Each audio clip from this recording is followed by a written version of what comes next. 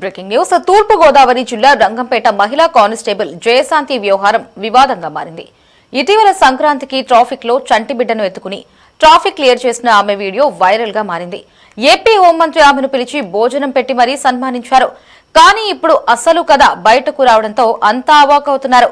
ఆమె చంటి బిడ్డతో traffic clear చేయడం అధికారులను తప్పుదారి పట్టించేందుకే అనే విషయం వెలుగులోకి వచ్చింది.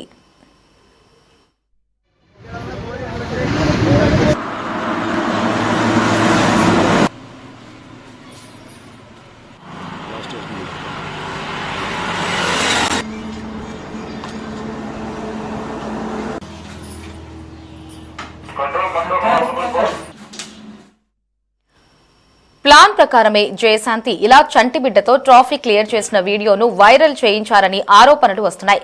దీంతో పాటు గత ఏడాది ఆమె డిఎస్సీ ఎగ్జామ్ రాసిన సందర్భంగా ఫేక్ సర్టిఫికెట్ తో విద్యాశాఖ అధికారులను మోసం చేసిన వ్యవహారం సైతం వెలుగులోకి వచ్చింది. దీంతో కానిస్టేబుల్ జయశాంతి వ్యవహారంపై ఇవాళ తూర్పుగోదావరి జిల్లా ఎస్పీ నిర్ణయం తీసుకునే అవకాశం కనిపిస్తుంది.